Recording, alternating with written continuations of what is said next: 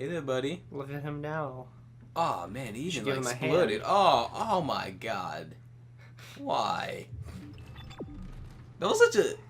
Maybe I wasn't paying attention, but it felt anticlimactic how they kill him off. Like, well. I was. Now that I noticed it, everyone else Isaac meets that's not a villain kills themselves. But if they're crazy, they don't kill themselves with Isaac. They can accept his ugly.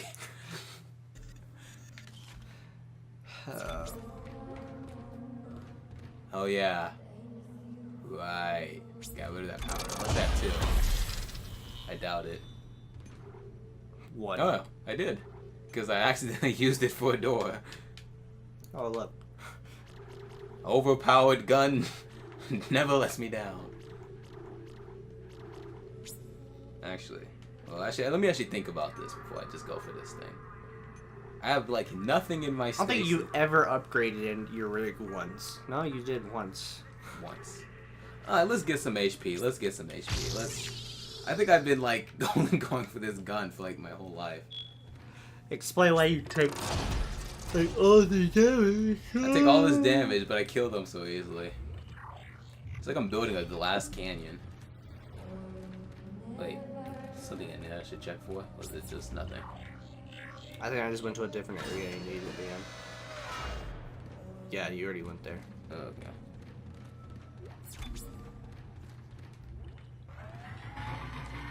Yeah, he kind of just... Nope, he's dead. Moving on. Doesn't care. And you know what? Every time you see like these horror like apocalypse scenarios, there's always like writings and all this stuff on the wall. Who takes the time to do all the writing on the walls? My only thing is, especially with all horror movies, whenever there's like a sickness or a parasite or something, like why does everyone like immediately get selfish? Like There's a store nearby. you can't do one good act in your just one thing, just one thing for somebody other than yourself. Like no one ever thinks, hey, there might be a chance I can get saved if I go back to Earth. There might not be. But let's take the chance and then possibly fuck the entire planet over just because I want to be safe. Like, there are certain situations, like I was talking about cabin fever earlier, perfect example. Can't you just accept, hey, I have a flesh-eating virus that has no cure? How about I just sit in this fucking cabin and wait to die instead of trying to spread it to other people by leaving? Yeah, true. People like would go for like try to save themselves first. People get all butthurt about containment and shit, and there's a reason for that. Especially those people that want to be like going home to see their family and stuff, and then you get your children and stuff sick too, and then the next thing you know, you're the reason everyone's fucking dead. Uh-huh. But then you don't care because you're like, no, I had to go see them. And it's just like, why? Why did you? You killed everyone. Like, you're the problem. You see that all the time, and so like the infection kind of starts. Well, actually, it's usually like just starts randomly, or scientists did it, or somebody got it, and they just felt I could possibly be cured. Well, I could just kill myself now and wouldn't have to worry about it anyway. But I went back and watched Alien, and after the parasite died and came off his face, they acted like nothing happened. They're like, "How do you feel?" And he said, "I feel hungry as hell." So it immediately just cuts to them eating dinner. Like, he's just scarfing it down, and they're just laughing about it. And then he just starts getting all sorts of chest pains and coughing and whatnot. And they're like, what's happening? And then the chest burster comes out, and they all just stare at it. And it's just looking around the room. It's literally just chilling in there, and they're just looking at one another. And they're not even, like, reaching for anything to kill it. They're just staring at it like, what's this? And then it takes off, and they're like, where did it go? what should we do? And it's just like... This was a mostly white cast, wasn't it? Yeah. Okay. What the fuck? Oh. See, the main character, Ripley, she was like, basic protocol procedures. If someone's been contaminated, you need to stay outside for at least 48 hours. Just to see if it will turn into anything, you know? And then the android on board, since he's Wayland Yutani, he wants the shit, so he was like, no, fuck it, let them in. And she's like, what the hell is your problem? You broke a direct protocol command.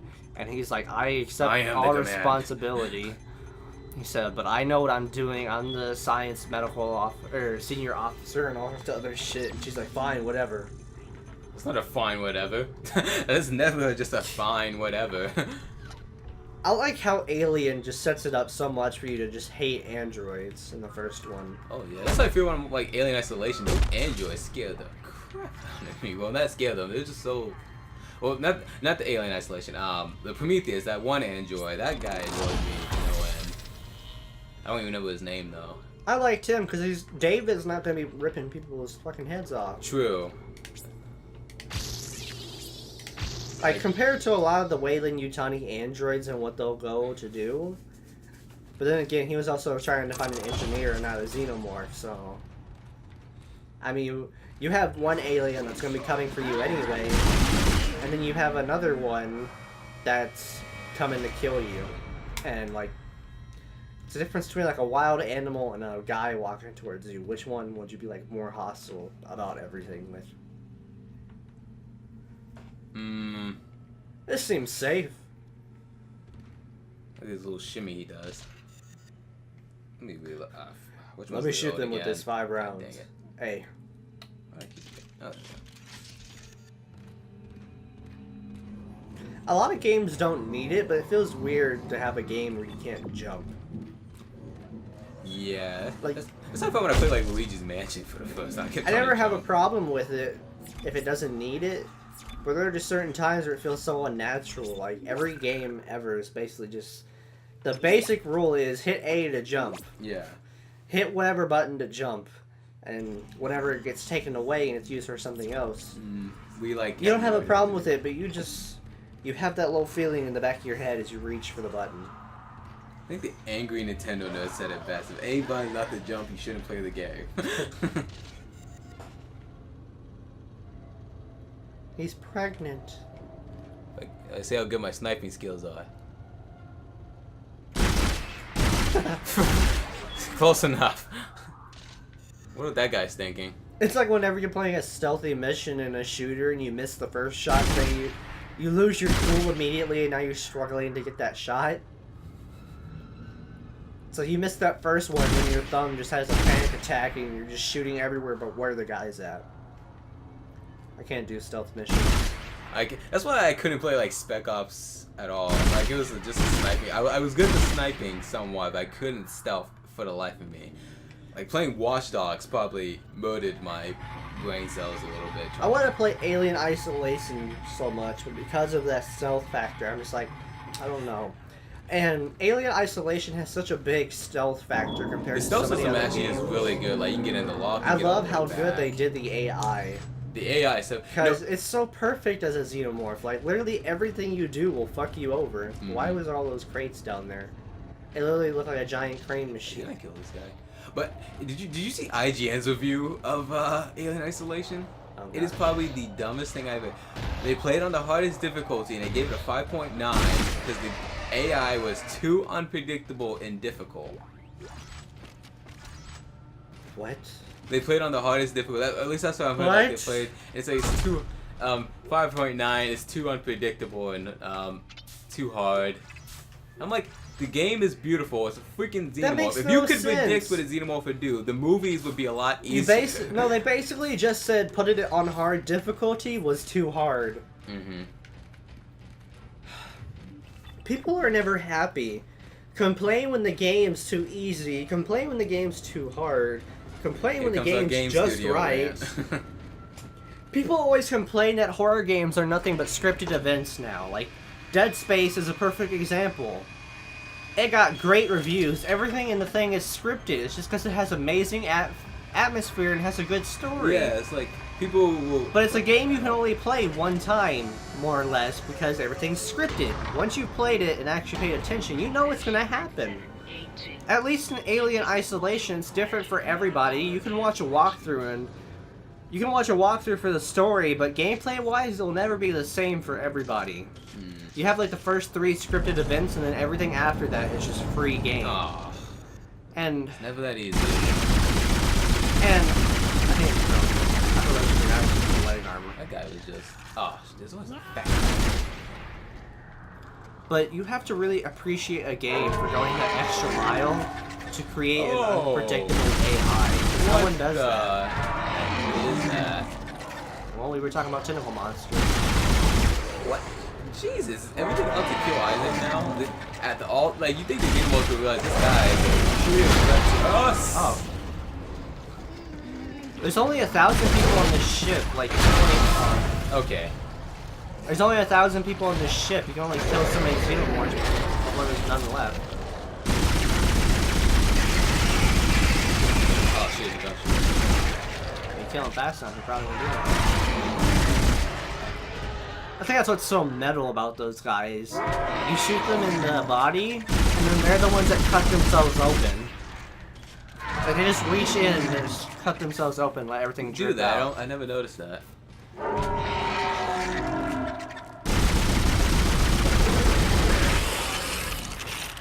Japan would be not proud. How dare you kill me, God? I know they were. Did you think it's disappointed us for a lot of things? Like, they were disappointed in the way we put Godzilla because he was too fat.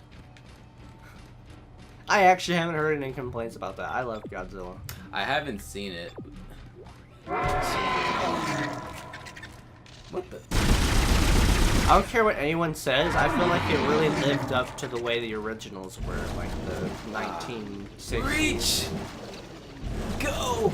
Man, it really pays off to buy the range. Oh wait. Oh shoot, there's a range upgrade? Yeah. And for your Kinesis, there's a duration upgrade. Too bad we're pretty much at the end of the game.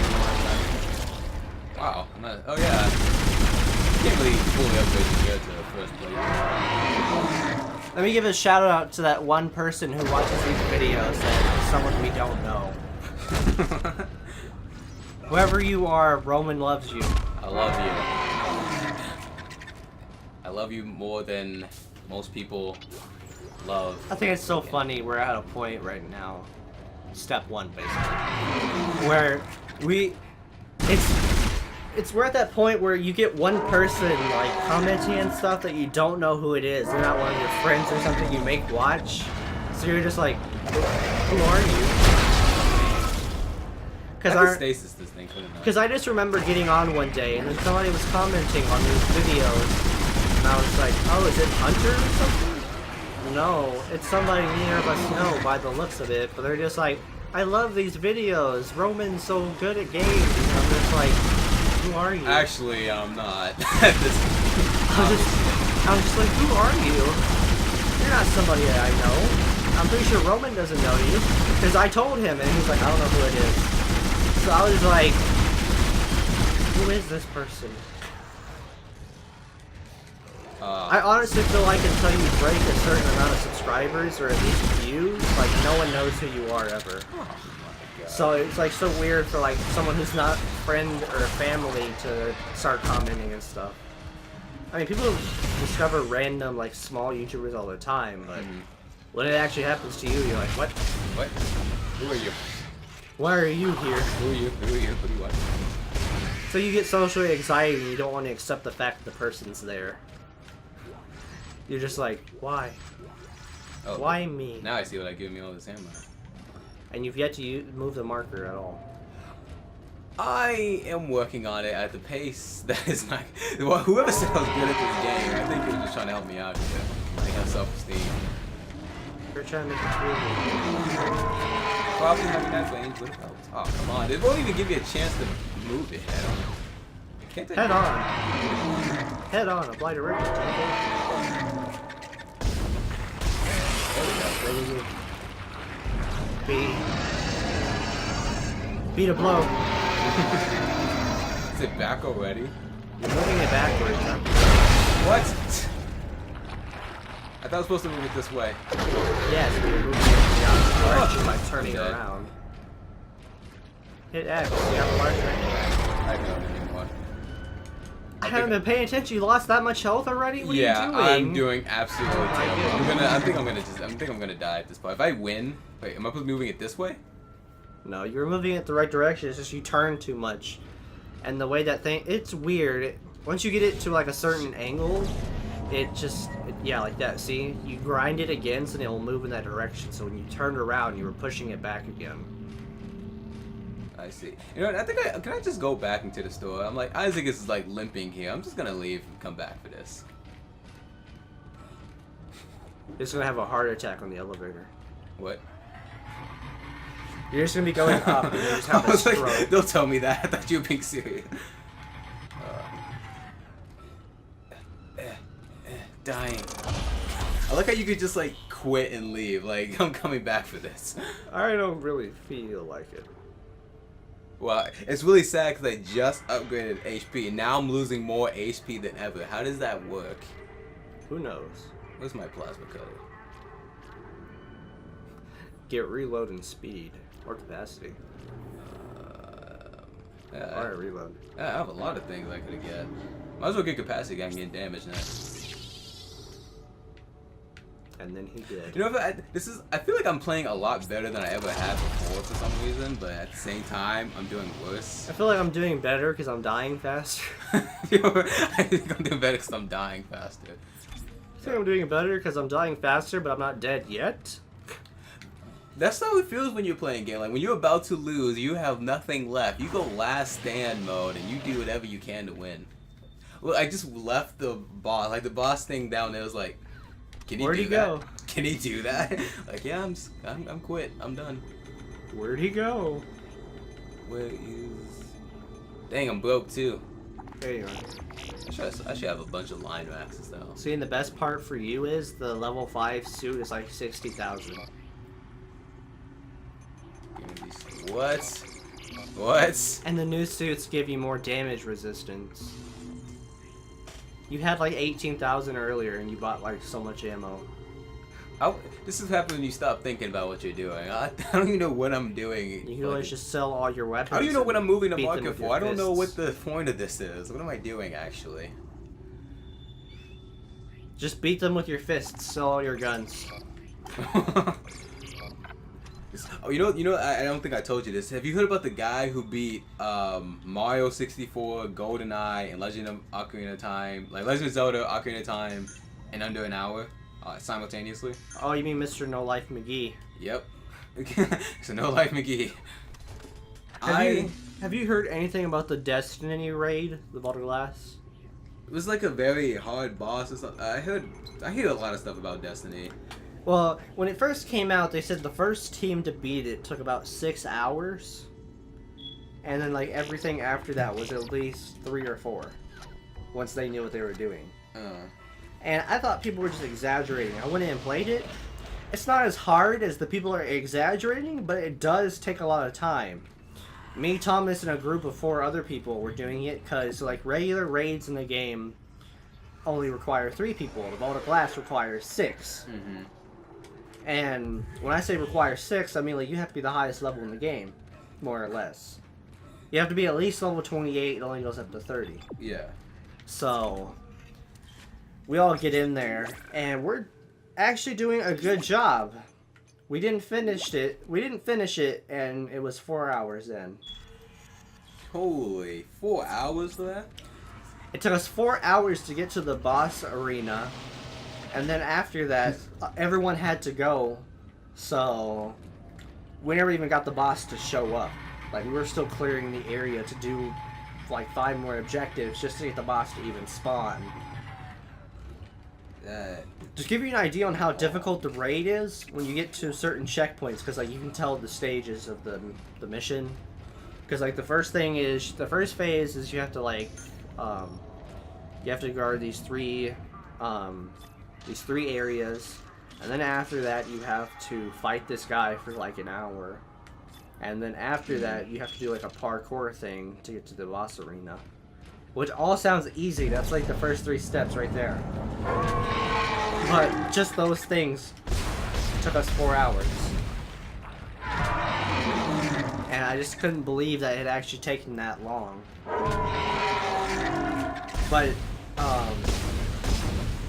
the other 2 hours comes from the boss alone. People kept talking about how much health he had and how much damage he takes.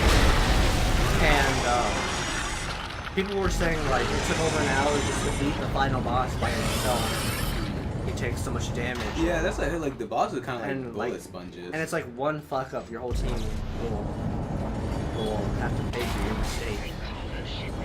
And This article just came out saying that this team called the Legendary Crew, they said they beat, because you can play the Vault of Glass on its normal difficulty, or you can put it on hard, and they're above the max level.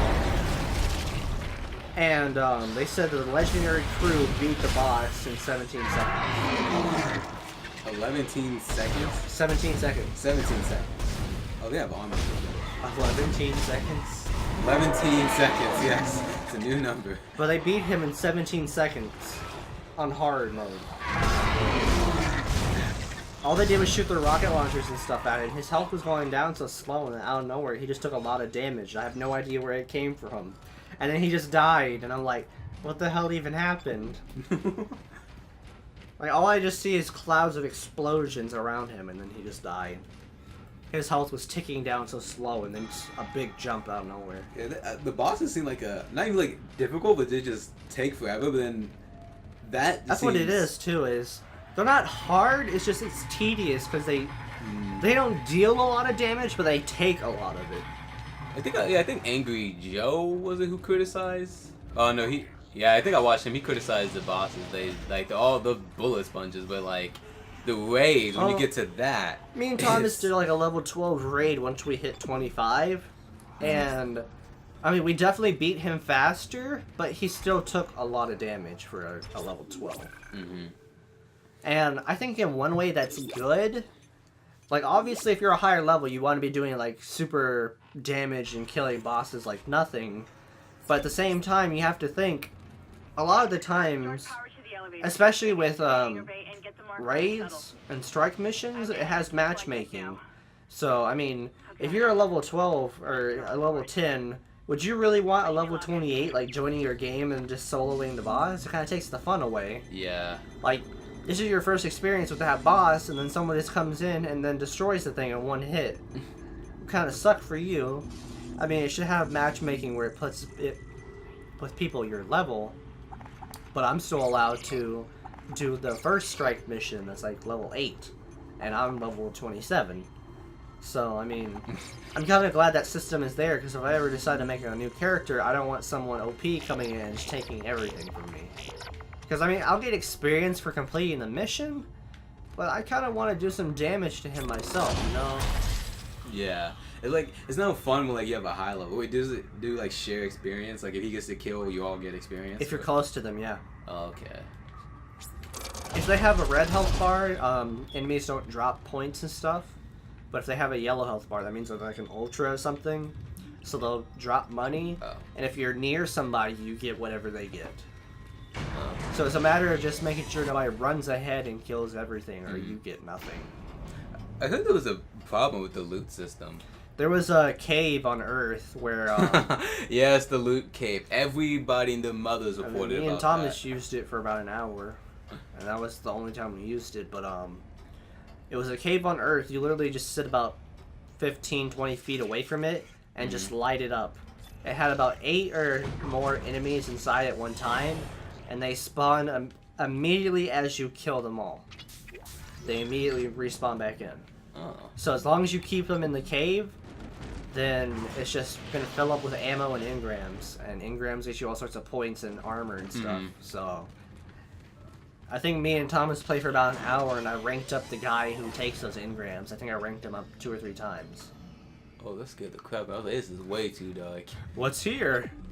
It's your favorite area. It's where all your friends died. Oh, yeah. So I go back in.